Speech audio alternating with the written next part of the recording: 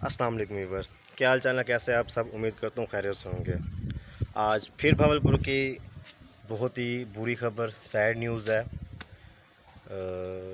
Ring road Javed colony Bahawalpur की कुछ लम्हे पहले कार की ओवरटेकिंग की वजह से बेचारा मज़दूर रिक्शे वाला जहाँ बहक हो गया। गलती तो कार वाले की थी। एक्सीडेंट की फुटेज भी मिल चुकी है, मैं आपके साथ शेयर करता हूँ, फिर आप बताइएगा कि किसकी गलती है।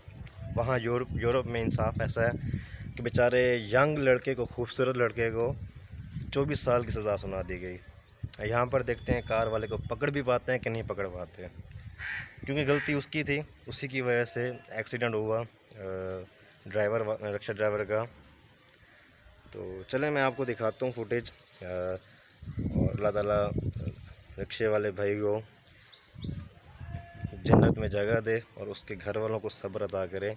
बहुत बुरा एक्सीडेंट हुआ है, बहुत देख के तो बहुत ही दिल मेरा सैड हुआ खड़ा हूँ मैं इस टाइम।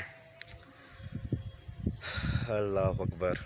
चलें आप वीडियो देखें और डिसाइड करें कौन गलत था कौन गलत नहीं है।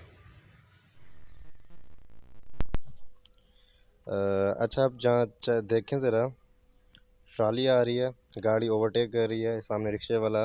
अब बेचारा जाता कहाँ, गलती तो उसकी भी नहीं है और गाड़ी वाला तो भाग गया। वो मौका दे के वो फुर हो गया बेचारा ड्राइवर। कितना बुरी तरह उसका एक्सीडेंट हुआ है, पर जो कार वाला था उसको तो कोई एहसास होना ही नहीं है। मैं तो हुकूमत से यही अपील करता हूँ, उसको पकड़ के ना सुथरी सज़ा दी जाए ताकि वो इस तरह दोबारा गलती ना करे। अल्लाह अकबर, बहुत ही बुरा एक्सीडेंट हुआ है। हाँ, दूसरी बात सर, यहाँ पर जो सड़क है बिल्कुल फ्लैट सीधी है, कोई स्पीड ब्रेकर नहीं है।